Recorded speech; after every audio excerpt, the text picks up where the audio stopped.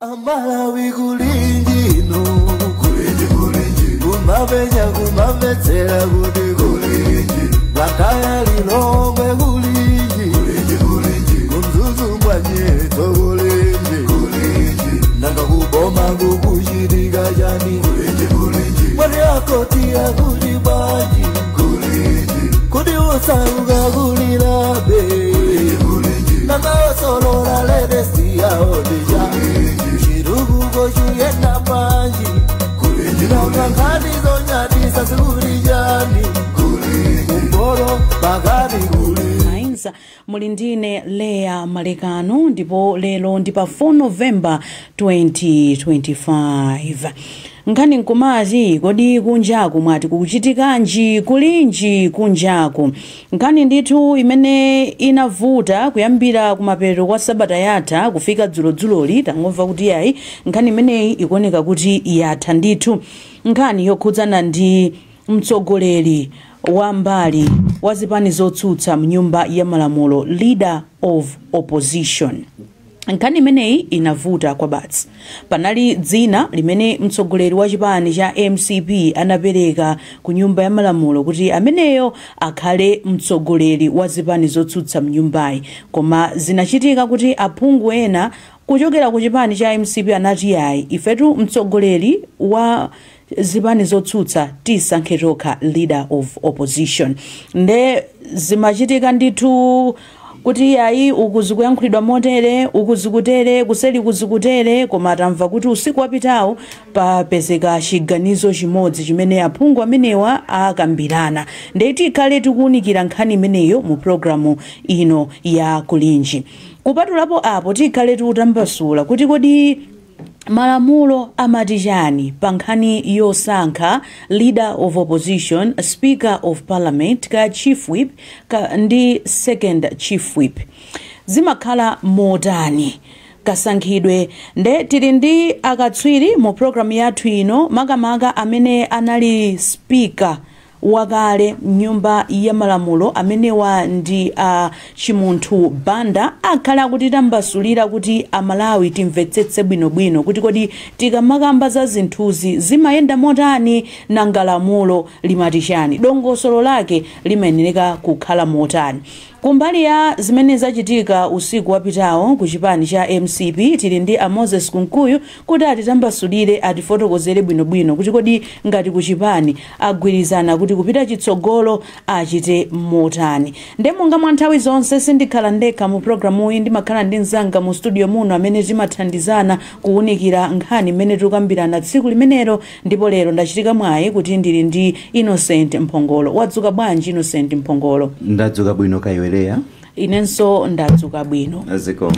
popeza nkhani imene tikufuna kukambirana pano poyambira pake yachitika usiku wapitawo ndi ndimafuna tiyambe ndi Moses Kunkuyu kuti atifotokozere bwinobwino kuti kodi ngati ku chipani cha MCP pakadali pano zili motani kumbali ya mtsogoleri wa zipani zotsutsa mnyumbayi pa Chingerezi umati leader of opposition ndi maudindo ena ndi ena mwadzuka bwanji olemekezeka Moses Kunkuyu ndadzuka bwino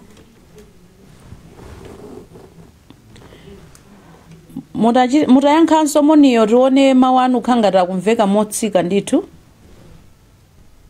mwadzuka bwanji olemekezeka ndadzuka ndadzuka bwanji ifetu tadzuka bwinonso mmene mukumveramu ndithu ngakhale kawedha kake ku Blantyre yaku kali kosachita bwino koma tadzuka bwino ndeba bwinonso madanda waru rentha banonso mutikalo kodi munthu ndovuta atu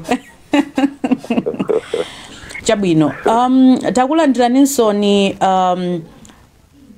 Chimunthu Banda mu program yathu ya lero ya zikomo kwambiri ndathokoza kuno kulilongwe kwa chabwino ndithu kadziwa kayamba kuoneka komanso mitambo iliko chabwino ife talemekezeka kukhala nanu mu program yathu ya lero zikomo tiyambe ndi olemekezeka Moses Kunkuyu panali nkhani yokhudzana ndi leader of opposition ku nyumba ya malamulo makamaka tinaona kuti kunachoka dzina kwa mtsogoleri wa dziko kuti akhale leader of opposition, koma kenako tinazamva wachiwiri kwa mlembi kuchipaniku kuti yayi ifetu tikumana lolemba kuti tisankhe amene atitsogolere mnyumbayi, koma tamva usiku wapitawo kuti munali ndi zokambirana kumeneko ndipo mwagwirizana zokuti mtsogoleri akhale ndani. Ndeti timafuna mungotipanga brief pang'ono kuti kodi what is the status now in as far as the leader of opposition in parliament is concerned from Malawi Congress Party. Zikomo kwambiri maso ndipereka moni kwa olemekezeka former speaker honorable Henry Chimoto Banda. Leo ifotokoze kuti ndizoona kuti sabata yapitayi litaperekedwa dzina ku nyumba ya malamulo amene akhale mtsogoleri wa zipani zotsutsa boma mnyumbayi olemekezeka Simplex Chichola Banda. Pana mvekadi pena kukhala ngati kuti pali kusamvana, koma ngati chipani panaperekedwanso uthenga okhala ngati kuti otsutsana ndi zimenezo na kuti tikumana ndipo dzina liperekedwa. Usiku wapitawo tinakumana ndipo tilecheza kwa nthawi inene kuti dzina limene lidaperekedwa la olemekezeka Simplex Chichola Banda kuti akhale otsogolera wa zipani zotsutsa mnyumba ya malamulo ndi dzina limene tagwirizana kuti ndi amene akhale pa udindo umeneya. Chabwino, tathokoza kwambiri. Timangofuna tidziwe kuti makamaka chinavuta ndi chani. Mwina sindipita mu ndandanda wa chimene chikuoneka ngati chinavuta, chifukwa chakuti mwina zina ndi za nyumba, koma chachikulu chimene sinayang'ana ndi chakuti ganizo limene linaperekedwa ndi aphungu a nyumba ya malamulo kupereka mphamvu imeneyo kwa mtsogoleri wa chipanicho kuti akhoza kutipatsira dzina mogwirizana ndi ndondomeko zinali ngati kuti pena wena mwina sanagwirizane nazo, koma zinatengeranso kuti pena amene sanagwirizane nazo limodzi titakhalirana pansi ingozi kambirana zinthu zokambirana zake zomwina zimakhala zokuti anthu sangakondwe munthu wina aliyense nthawi iliyonse, nde mukaonikirana zimene anthu sangakondwere nazo pa munthu wina yonso nazivomera komanso nkupanga promise kuyenda chitsogolo, nde kuti anthu mmagwirizana kumayenda chitsogolo. Ndimene zachitika usiku mwina ndikuyankhula mokhala ngati mosafuna kulunjika kwenikweni chifukwa chakuti zambirizo zinali za nyumba zapachiweniweni zimene titazigwirizana mnyumbamo ifeyo chimene tadziwa ncho titatulukamo titagwirizana kuti mbale amene akhale mtsogoleri. Mwina anthu olemekezeka nkhani yokhudza kusankha mkulu wa zipani zotsutsa ku nyumba ya malamulo pakumabwera nkhani zingapo. One, anthu akumanena ena akumanena kuti malamulo kapena ma standing orders aku nyumba ya malamulo amanena kuti aphungu ndi amene akuyenera kusankha mkulu otsutsa boma nyumba ya malamulo, aphungu amene ndi achipani chotsutsa boma. Mwina ena kumati chipani cha MCP sichifuna kulemekeza malamulo aku nyumba ya malamulo chifukwa tichapereka mphamvu kwa mtsogoleri wake kuti asankhe mtsogoleri. Mwina mukambirana kwanu kunali kuti mwagwirizanano kuti mukusankha kapena tikatengera mbali ya amene akunena kuti amayenera kusankha ndi aphungu mwagwirizana kuphwanya malamulo ngati chipani? Number 1. Number 2, nkhani yokhudza kuti aphungu ena ananena kuti timpase mtsogoleri asankhe, zisonyeza kuti kodi zikusonyeza kuti pali kukayikirana kwakukulu pakati pa aphungu a nyumba ya malamulo a chipani cha MCP kuti akuona ngati okhaokha sangathe kusankhana kwa munthu wina kapena mtsogoleri wa chipani ndi amene akhoza kusankha munthu oyenerera kugwira ntchito imeneyo? Kwa ganizo limene lidachitika pakati pa aphungu lonena kuti mtsogoleri apatsidwe mphamvu imeneyo sikunali kufuna kugonjetsa lamulo lina lilonse, koma kunali kufuna kubweretsa umodzi chifukwa kuti panalinso zokambakamba zomanena kuti kukhala ngati pena pali timipatuko ndiye kufuna kuphwanya mipatuko imeneyo mwina mtsogoleri ndi amene akhoza kutithandizira. So sikunali kuunjika mphamvu mwa mtsogoleriyo, kunali kuti aphunguwo akuona kuti akufuna upangiri wa ato wawo.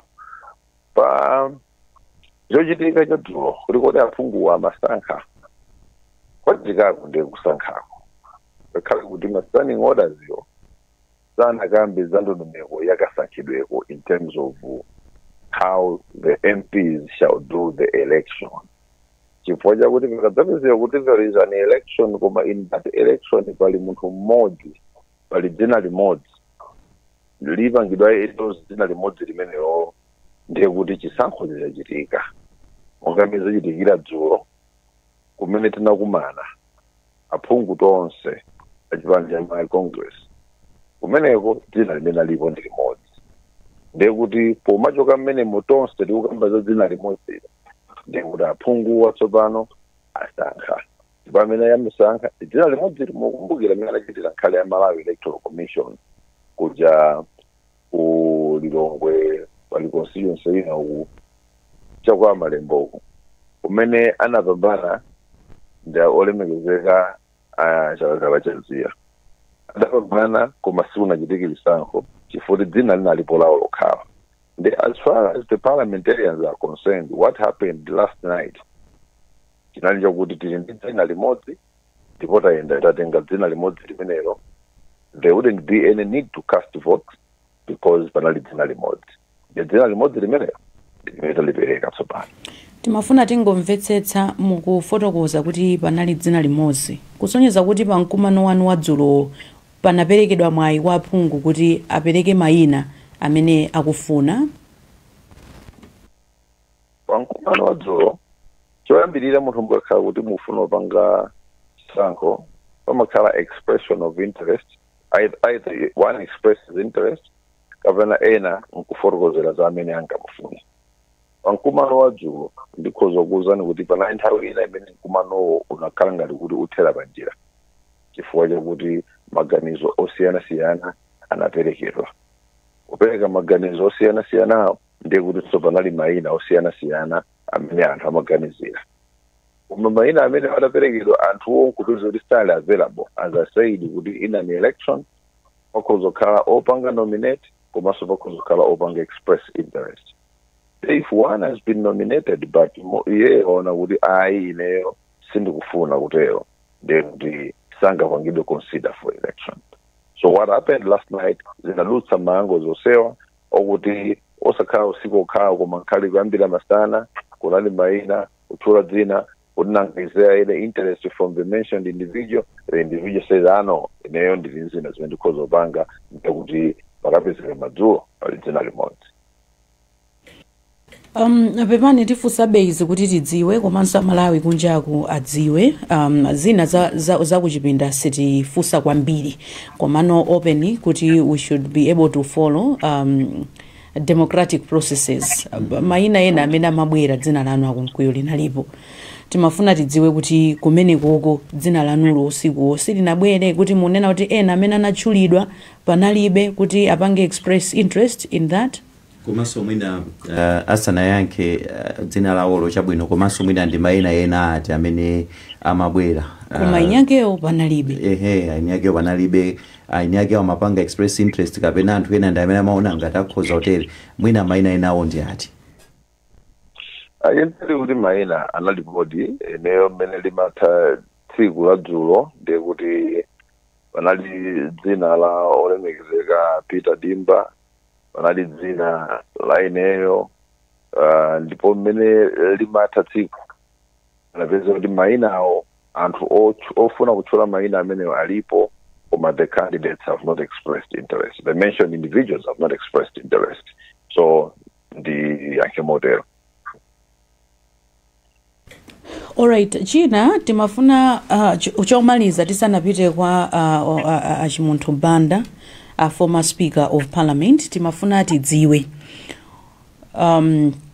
kuti ngati kuchipaniko tinamva zokuti anayitanitsa mkumano wa dzulo anali Simplex Chithyola Banda, ndipo aphungu amene anavomereza kuti ife tipita mkumano umene wanali wochepa. Timafuna tidziwe kuti mukukumana kwa dzulo usiku kunali aphungu ochuluka bwanji achipani cha Malawi Congress Party?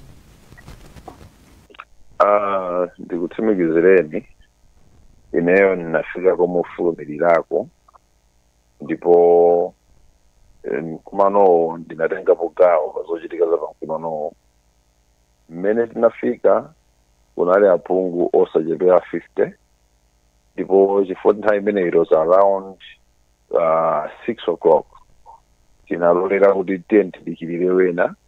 Ndikhoza kutsimikizirani kuti mkumano wa dzulo wachitika ndi aphungu opitirira 70, zimenezo zachitika usiku umene wapitawo. Aphungu amene alipo opitirira 70, ndipo kumeneko first deputy president achipani olemekezeka Mai Catherine Gotani Hara analipo, secretary general achipani olemekezeka Richard Chimwendo Banda analipo, deputy secretary general olemekezeka Gerald Kazembe analipo. Ndipo osewa anayankhula ku nyumbayi, ndipo atsimikizira nyumbayi so kuti palibenso pali communication imene yapitaka yopita kwa speaker yofotokozera za mmene tiyendere. Kuti ngati pena communication inaenda mosemphana kapena ina tipiteko conflicting messages, kupita message imene ilembedwe kuchokera ku office kwa secretary general kupita ku office kwa speaker. Ndipo meeting pakakhalapo anthu amene wakuti the first deputy president is there, ndekuti the presidency was there, the secretariat was there, ably represented by the secretary general komanso wachiwiri wawo, and all directors of the party who also happened to be parliamentarians were in attendance. Chabwino, tathokoza kwambiri chifukwa cha kufotokozera kwanu olemekezeka Moses Kunkuyu. Tibwerenso kwa inu posachedwa pompa. Former Speaker of Parliament Chimunthu Banda, timafuna mutatifotokozera kuti kodi ma standing orders specifically amanena zokuti chani kumbali yosankha kapena kupanga appoint leader of opposition komanso Speaker of Parliament? Zikomo kwambiri kuti mwandifunsa funso lokhuza malamulo pa maudindo a speaker komanso leader of the opposition. Kuyankha kwake kukhale kuti apapa tikukamba za nyumba ya malamulo, ndiye ndifotokozeso malamulo momwe alili. Pamene tifotokoza malamulo momwe alili, ndinene pano kuti udindo wa leader of opposition pa zaka zambiri mutauvomereza kuti kundivomereza kuti wakhala ukuunikiridwa kapenanso kusa mapiri pachigwa nthawi zambiri. Ndi chifukwa chake mu zaka zama 2012 kufika 2013 Parliament inaunikira ndi kuchita review, ndi kupereka definition yokhuthala ndithu kuti leader of opposition ndi ndani, ndipo azibwera mu njira ya mtundu wanji. Then ndiyambe ndiyauspika speaker malingana ndi malamulo momwe alili pano pa standing orders, kumayenera kuperekedwe mayina osapitirira anayi, ndipo eni ake onso avomereze kuti atha kukhala pa udindo umene wowo. Kenako clerk of parliament apangise masankho amene ati apambane pa mavoti anthu amene akuponya voti pa sikulo pa nthawiyo, amene amakhala speaker. Kenako speaker ujayi amakatenga mpando wake ndikupangisa masankho ama deputy speakers. ndi chimodzimodzi mkati mwa ndime kutati kwachitika mavuto sepa mpando wa deputy speaker deputy speaker akupanga saso masankho mwa njira imeneyoyo kupeza deputy speaker. Pa nkhani ya leader of opposition, malamulo momwe anakhazikitsidwira mu chaka cha 2013 omwenso anadzawunikiridwa mu chaka cha 2020 analembedwa kungomaliza ndime yokamba za chisankho cha uspika. Analembedwa mobveka bwino kuti election of the leader of the opposition. Ndiyeno zomwe zikumachitika ku parliament ndoti pali maudindo ena maina akumachoka ku chipani. Pamene maudindo ena ndiwoti akumasankhidwa ku nyumba ya malamulo. Mwachitsanzo malamulo omwewo amene akumati leader of opposition azasankhidwa ndi chipani chachikulu chotsutsa ku nyumba ya malamulo. Malamulo omwewo akumati whip adzaperekedwa ndi utsogoleri wa ku opposition kapena utsogoleri wa kuboma ngati ali government whip. Ndiye pakumakhala ngati pakumabwera ka confusion kuti udindo winawu ndi wosankhidwa, udindo winawu ndi woperekedwa kuchoka kwa mtsogoleri. Chocho malingana ndi malamulo momwe alili leader of opposition amasankhidwa. It is an elected position. Komano osankhawo ali okhawo kuchoka ku chipani chachikulu chotsutsa boma pa nthawiyo mnyumba ya malamulo. Malamulo omwewonso anapitirira mu ndime ina kuti tingoyerekeza kuti pa masankho pa general election papezeka kuti mbali yotsutsa manambala afanana. Tingoyerekeza kuti kuli chipani dzina lake ndi A, kuli chipani dzina lake ndi B. Ndiye A tapeza mipando ndi wotsutsa 60, B 60. Ndondomeko ya kunyumba ya malamulo ikupitiriza kufotokoza momwe zipani ziwiri zingakakhalire limodzi ndi kukasankhabe mpaka kutuluke dzina la leader of opposition. Malamulo omwewonso akupitiriza kufotokoza momwe leader of opposition osankhidwa uja ndi chipani chimodzi chotsutsa boma kapena zipani ziwiri ngati manambala anali wofanana angamuchotsere. Komano chifukwa choti nthawi zina election kapena zina lomwe likuperekedwa limadzafanana mwina ndi maganizo a anthu omwe akanaponya voti kumbali yotsutsaza mwina nkutheka kuti panakhale mpungwepungwe.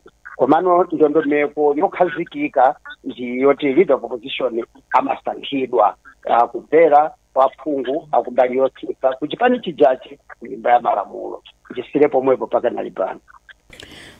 Tathokoza mwafotokoza momveka ndithu. Komano tisanapite chindunji pamene mwafotokozera za kusankha komanso kuperekedwa. Munafotokoza kuti nkhani imeneyi yakhala ikuvuta kuyambira kalekale. Mu experience yanu mukuona kuti nkhani imeneyi yakhala ikuvuta chifukwa chani? Pamalakwika ndi pati? Kapena tinene kuti nyumba ya malamulo simatha kufotokozera bwinobwino atsogoleri kuti zikuyenera zikhale motere pamavuta ndi pati? Ngati munthu amene takhalapo pa mpando wa uspika, vuto lina ndiloti spika akati ayendere za malamulo nthawi zina amatha kuonedwa ngati kuti ali ndi kampeni kumphasa ndi anthu amene akuwalangiza omwe malamulo alili. Tingoyerekeza mwachitsanzo kuti pampando pali spika inuyo Aleya Malekano, ndiye anthu mtsogoleri wapereka zina. Andi inuyo ngati spika mukwauza kuti ayi malamulo takaona ni section chakuti standing order chakuti ikufunika kuti muvote kuti pano kuja atha kuyamba nano milandu asipika koma ifetu tapereka chitsina mtsogoleri wasankha pamene mwina spika akuwaunikira kuti ayi ndondomeko iyi siyosankha mtsogoleri ndondomeko iyi ndi election kapena pokhapokhapo kuti mukalata ija ya mtsogoleri ija ayikemo mawu oti kunoku kunapangidwa chisankho malingana ndi ndime standing order chakuti ndipo tapereka dzina la Innocent Bhangala akhale leader of opposition pamene popo ndiye kuti malamulo have been satisfied, and I would like to believe kuyankha kwa Honorable Moses Sunkuyu kuphera mphongo requirement yomwe ili mu standing order, because mufotokoza kwawo ndikumapesera ngati kuti akuti zina la simple feature litabwera dzulo kodi lidaliro ndi chimodzimodzi kuti lasankhidwa chifukwa mu standing order akukamba za election. Komano election pamene pali dzina limodzi ndiye kuti somebody has been elected and opposed. Ndikuti ndi zomwe akufuna kufotokoza. Komano ma standing orders ndiobveka bwino kuti the leader of opposition must come by way of an electoral process. Ndithokoze kwambiri kuti mwakhuza bazimene analankhula a Moses Sunkuyu. Ndimafuna ndidziwe kuchokera kwa ino based on your experience, what was supposed to start first? Aphungu kukumana ndikusankha munthu kapena president kupereka dzina? According to the standing order, it is an election. That is very clear. It is in part 9 or thereabouts of the standing orders, election of leader of opposition. Now, if the president gives a name to the electoral college, and would say the starting point would be that of the leader of the party, saying, Opitani, in name my preference to the and the people.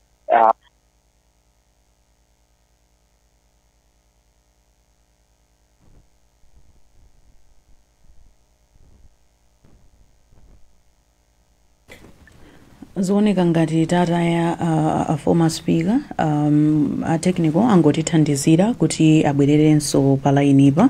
Ndikukhulupirirazo kuti Innocent Mphongolo wamva bwinobwino mmene afotokozera uli ndi choyankhula china chilichonse tisanapite kwa atolankhani athu komanso tibwerere kwa a Moses Sunkuyu. Zikuoneka kuti abwerera mumalankhula nde zikuoneka kuti pa network ipa munathawapo mutha kungomalizitsa. Ndimankha funsiro zingambire patipapi ngeti mafotokoza kuti zitati zayamba kudzera kwa president.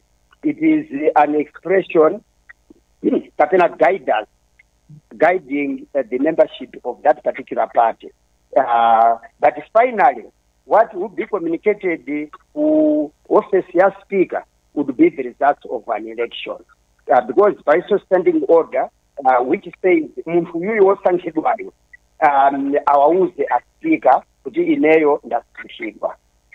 So, whatever the way Koyambinizaku might have been, whether the leader had expressed his wish by guiding the party or just the parliamentary membership on the opposition side, making the largest opposition party, Karapawoka, the ultimate result is what should be communicated to the Speaker of Parliament. For his or her announcement in the chamber. And lastly, on that, timafuna tidziwe kuti amene amayenera kupereka communication ndi ndani kupita ku nyumba ya malamulo kuti kuchokera kumbali yathu leader of opposition ndi awa. In the second case, where you have the leader of opposition coming out of two parties that had the equal numbers, the standing order, fortunately enough, I have the standing order in my hand. Standing order 35-2B says, following the election of the leader of the opposition, the successful candidate shall communicate his or her election to the speaker, who shall make an announcement in the assembly to that effect. Look where it has answered your question there. Tawerenganiso ni section hiyo. Following the election, this is for in the two opposition parties with equal numbers. Yoya Maijai, it is silent. Komano Yachibidi, it is where it has clarity. Clarity, which it says, and I quote, following the election of the leader of the opposition, the successful candidate shall communicate his or her election to the speaker, who shall make an announcement in the assembly to that effect. Relates to where you have two opposition parties having equal numbers. But yomwe the just one party with the largest numerical strength on the opposition bloc, this aspect is silent. And it is because of that silence where parties have deemed to think maybe it is the president himself or herself writing the speaker, kunoku kwasankhidwa wakuti wakuti, kapena the secretary general of the party, kapena the administrative secretary of the party writing the speaker on behalf of the party membership. I would say that the question you want to put fusai, it calls for a little bit refining of these rules to help parties, not only parties in the opposition, but parties in the government and the National Assembly as a whole. Kifungwa, from time to time, the Speaker's office gets some bashing, maybe not of his or her own making, but because of the gap in the law. I'll give you an example. I handled the situation where mwina mola nkuleko muchichewa kuti amalawi amene akutitsatira amvetsetse bwinobwino tufuna program iyi kamatha amalawi azimvetsetse zinthuzi kuti kodi zimayenda motani.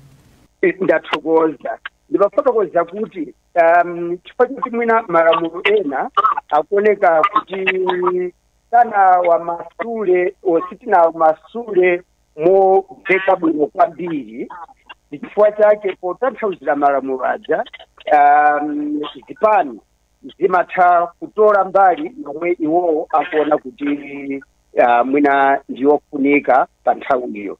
Ndiye ndimapereka chitsanzo kuti pa nthawi yanga kunali chipani china chomwe chinali ndi aphungu oposa 10 kulimba malamulo, and therefore amalandira nawo ndalama ku parliament. Ndiye panadzamba mkangano. Chipani tomwe mtsogoleri wake anali kunja amati ndalama zonse ku parliament zija zikapeze iwowo, chipani ku headquarters zikudza. Pamene aphungu amene anali nyumba ya malamulo ndi azitsogoleri awo amati ayi ndalama zibwere kwa ifeyo, kuti ifeyo ndamene tawina kuti chipanichi chiyambe kulandira ndalama. Panali mpungwepungwe mpaka kuti muna chipanicho chimafuna kuyika speaker mu gawo la kangana zawo. Choti panalibe kumasulira kwabwino zomwe nyumba ya malamulo ikunena kupanga tikamapereka ndalama. Ndiye poona kuti chipanichi chikufuna kubweresa dzina la speaker m'mikangano ya ku chipani, ifeyo tinangoti mutipase account number ya kuchipani cheki ichi mali moti kubwere munthu kudzatenga ndalama zikaupezere kupate headquarters mando zili ku account kwanu mikangano iyi mukayikambirane kuchipani. So mutha kuona kuti pakatha kuti pali ka gap pressure imakula pa office ya speaker kapena clerk of parliament pamene iwowo ndi anthu ongotumikira. Ndi chimodzimodzi nkhani ya leader of opposition ndakamba za whip malamulo. Whip ndi munthu wokhazikitsa mtendere kapena bata kapena kuti mamembers achipani chomwe chili ku parliament chizitsata ndondomeko zakuchipanizo osungitsa mwambo kumasulira kwake mchichewa. Kasankhidwe kake kakusiyana ndi leader of opposition uja apapa kumasulira kwake akuti utsogoleri udzapereka mayina a whip ndi wachiwiri wake chimodzimodzi kumbali ya boma. Koma funso limabwera nthawi zina kuti pati tikati utsogoleri ndi ndani. Ndiye kumakhaso mpishupishu mwina speaker amatha kulandira mayina kuchoka kutsogoleri ngati president. Nthawi zina speaker amakandiranso mayina kuchoka kutsogoleri ngati secretary general chifukwa ndiye mulembi. Ndiye speaker amatha kupezeka kuti ali ndi mayina kuchipani chimene chotu kapena kugulu limene lolo komano ochoka ku anthu awiri osiyana. Pamene tikanati kuti malamulo achita kumasulira kuti utsogoleri tikuthandauza wakuti zili bwino atha kuchepa pa mpando wafutika ngati omwe akumakhalapo pa nkhani ya leader of opposition. Tithokoze kwambiri kuti kumbali kumeneko mwafotokoza bwino ndithu. Komano timafuna tingopita for 5 minutes tipite kwa atolankhani athu kuti achedze nda Malawi kunjaku kuti zimene tikukambirana pano iwo akuzitsatira motani ndipo akuona bwanji. Kenako tibwererenso kwa Moses Kunkuyu kenako tizamalize ndi Achimunthu Banda. Wadzuka bwanji Chimwemwe Maseko kuchokera ku Mzuzu? Ine Leya kuno kunzuzu ndadzuka bwino siti kudziwa zathu ku planta yako. Kunonso kwa chabwino tacheza ndi Amalawi amene uli nawo mwa msanga. Pano awiri poyamba tikudziweni dzina. Ine Henton Hezon Kalua. Henton Kalua tatifotokozereni kuti inu mukuona kwanu mukuona kuti chimavuta pati kuti atsogoleri azitsatira malamulo. Ine kwenikweni kuona kwa ine kuti atsogoleri asasale malamulo kuposanga anthu ngati makanga tisangu kapena ku kafeva kuti anthu azipezeka nako ziwapasa kafeva ngati mwina awathanza mchina chake. Kozi moyo mena vesera mena afotokozera former speaker afotokoza bwino kuti pali malamulo anthu amasankha ma ministers aja anduna aja mapunga aja amasankha mtsogoleri woti awapange lead nyumba ya malamulo. Neze palibe chifukwa choti president aloweremo kusankha kapena kusankha mchina munthu lonse apapa ndikuti asana pase marights awo sana pangi express marights awo ngati apunga nyumba ya malamulo kusankha munthu awayimire nyumba ya malamulo. Kumene konse tikudziweni dzina. Ine ndi chosadziwa zaka sophiri aphiri nkhani ndimeneyi zimavuta pati kuti atsogoleri azitsatira malamulo. Ineyo mukuona kwanga ndimaona ngati atsogoleriwa sasamatsatire malamulo. Chachikulu kumakhala ngati kuona kuti apapa ineyo mwina ndasikapo samathaso kuwerengaso kanthu amene anapasa maudindo aja amadziona kuti osapona asika kuti atha kupanga chimene angathe kupanga chimene ankachisowa ndi saonaso za anthu amene anapasa maudindo. Ndimatsatira bwino amene amafotokoza a former speaker kuti malamulo akulola kuti ma MP aja ndi amene azitha kusankha mtsogoleri leader of opposition. Koma kumapezeka kuti akapekaso mphamvu kwa mtsogoleri ngati wa chipani chifukwa kuti onse aja akumuopa mtsogoleri wa chipani uja kuti ife tikapanga izi kuti awa mwina zikhala motere. Maganizo anga ndi amenewo. Ileya ndimene ndachenzera ndi Amalawi amenewa kuno ku Mzuzu. Ndathokoza kwambiri Chimwemwe Maseko khale ndi tsiku lopambana. Inonso. Wadzuka bwanji Nelson Gonjani ku Kasungu? Nelson Gonjani wadzuka bwanji ku Kasungu ngati ukundimva? Ndadzuka bwino kaiwerewa wasuka bwanji komanso nonse kubanja kumuli bwanji. Tili bwino tacheza ndi amalawi amene uli nawo mwamsangamsanga kumeneko ku Kasungu. Chabwino munthu wamkulu mwina choyambirira anthu akudziweni kuti dzina lanu ndani. ine dzina langa ndileme yakudiswale Vumbo. Chabwino nkhani mwayimva mukuti nayo bwanji. Ani mine ndaiva ndizoona ndazitsogolera mbiri amaphwanya muyamalamulo pakani wasankha adindo. And ine chinochitika kwambiri ngati mmene zayendera apa mphamvu zonse amazipeleka kwambiri kwanso. And anthu amaopa kuti alakhule chiona chenicheni opa mtsogoleriyo mbamoti mwina mu nyumba ya malamulo ja maentiyo ndamina asankhe amene afuna akhale koma mphamvu zija amazibwezeraso kwa amene akutsogolera chipaniyo kani ndi mantha amene amakhala kuti akapereka chiganiziro cholondola mwina awachotsa kapena awakwefula mphamvu zina kuti pani kusanisa kuti sili kusatira malamulo ndi amativu adifa yopa adindo amene aoneka kuti ali mpogwira ndi amene amaona kuti basi sakhani.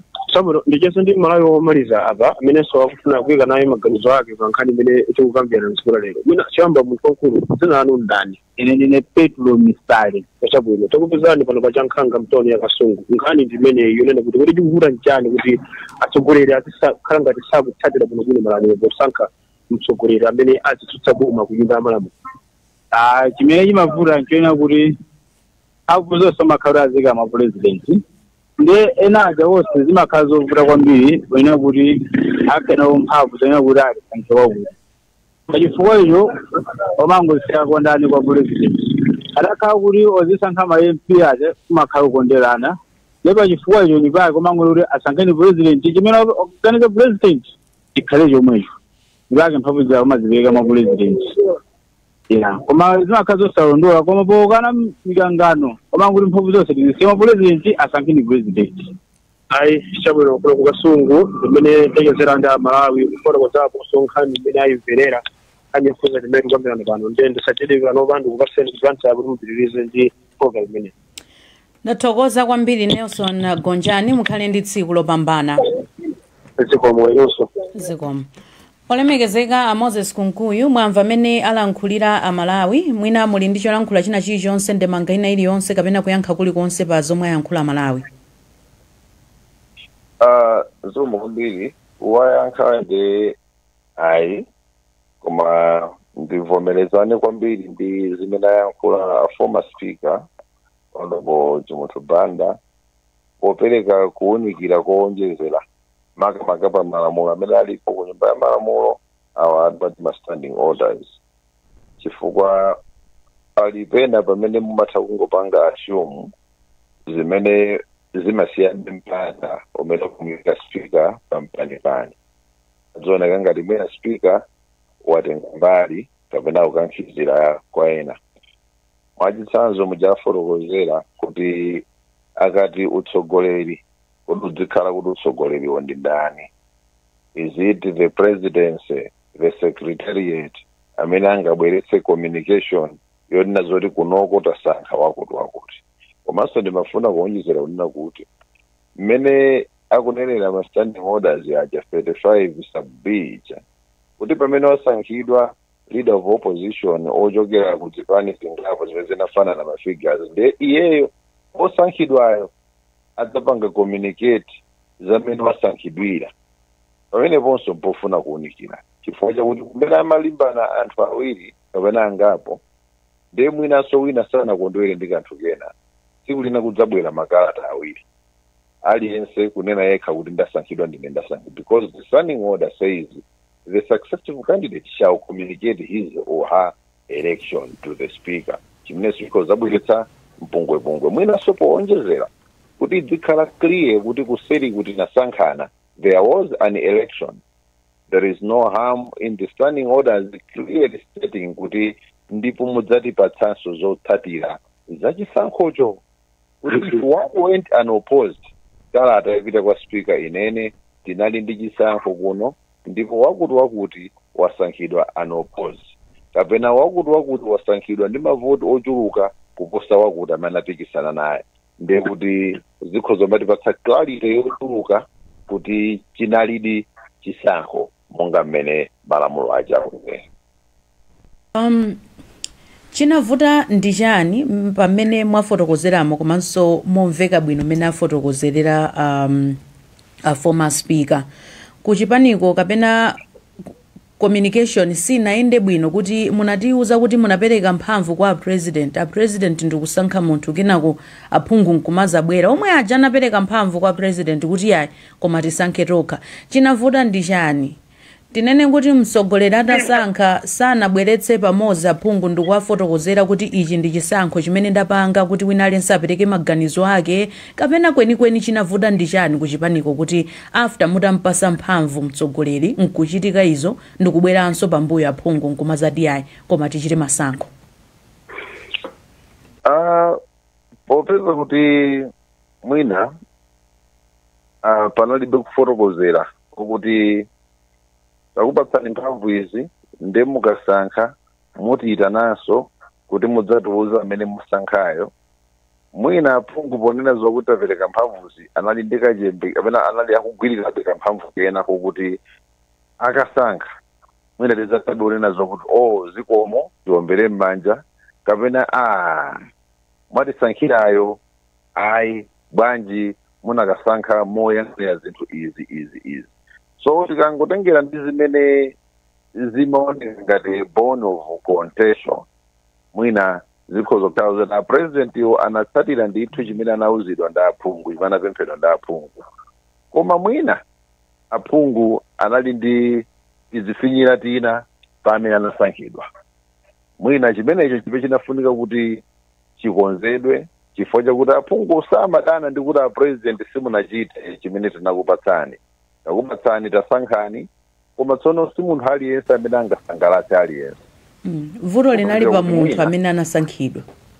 Kuona koyankhula moti tope kumwamba ndiye kuti nkhawa yayikulu imabwera pa munthu amene anasankhidwa. Chifukwa chake mwina munthu amene anasankhidwayo anadzipereka pamaso pa maphungu aja kuti mwina chimene aphungu apadana chokukhosi chikhoza kutuluka chikonzedwa tiyenda limodzi kupita chitsogolo. Chabwino Innocent president sanachite chilichonse mwina mozembana ndi lamulo limene ndi mphamvu imene maphungu anawapatsa, because ndikakumbukira bwinobwino ineyo ndinaliko ndipo apresident ananena kuti tikusankha za speaker tisankheso za leader of opposition ndi nyumba idadzira kuti za speaker zotiusankha koma bwanji penapo dongosolo lake titatere pamene zidachitikira koma the president was ready kuti chikhoza kukhala chisankho. Innocent uli ndi choyankhula chilichonse kapena funso kupita kwa former speaker kapena kunkoyo? Mwina ndinene kuti from observation ya particularly Right Honorable Chimutu Banda nkhani yokhudza malamulo ikuoneka kuti pali gapu lalikulu and gapu lipeza kupanganso affect azipani zandale. He's proposing kuti mwina paunikidwe kuti zinthu ziyambe kuyenda bwino. Mwina funso langa likhoza kukhala kuti pakambidwa nkhani yokhudza kuti aphungu afanana zipani zotsutsa zafananitsa aphungu kwa pakadali pano taona kwabweranso ma independent amene as we speak ma independent ndi ambiri kuposa aphungu achipani cha MCP, komano malamulo angoyang'ana kuti chipani chimene chili ndi aphungu ambiri otsutsa chimenecho ndi chimene chikuyenera kusankha leader of opposition. Zikhoza kutheka kuti aphungu mwina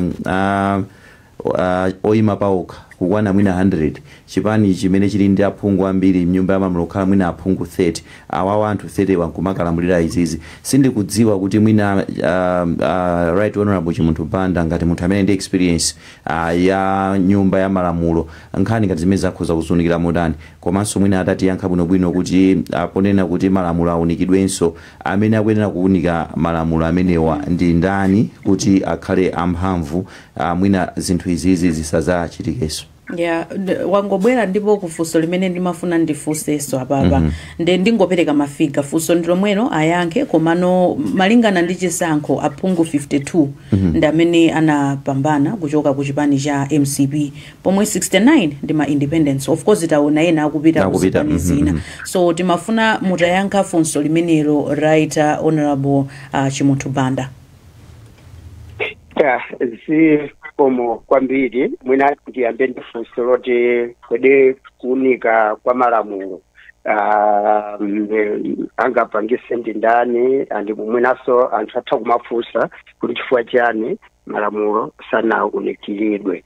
Ndinene pano kuti nyumba ya malamulo yakhala ikusintha kuyambira nthawi ya independence 1964 kudzafika 1994 titayamba ndale zazipani zambiri kufikira panopa.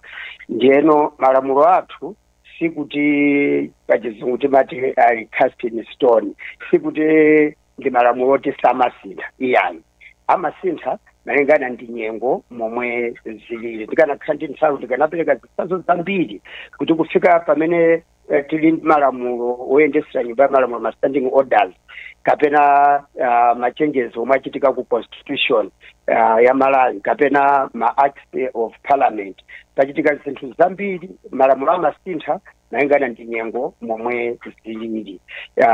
Ndafotokoza leader of opposition momwe inalili prior to 2010 kudzafika 2013 kudzafika 2020 malamulo akhala kumasintha ndikupita kuti panonso amenewo atha kusintha malingana ndi momwe situation ilili. Mwinaso ndili pa nkhani yomweyi ndikufotokoze kuti pamene osintha akuyeneka kukhala aphungu mnyumba ya malamulo phungu malingana ndi ziphinjo zomwe zikuoneka kubisa ntchito kwa malamulo. Chabwino chifukwa kuti tilike ndondomeko ya leader of opposition mu chaka cha 2013 chifukwa cha zokhoma zomwe tinadzakumana nazo pakati pa 2010 ndi 2012. Mukumbukira nkhani ya Malemu Chafukira versus Malemu JZU Tembo. Chifukwa cha zokhoma zimene zozo chifukwa chake mu 2013 kunabwera malamulo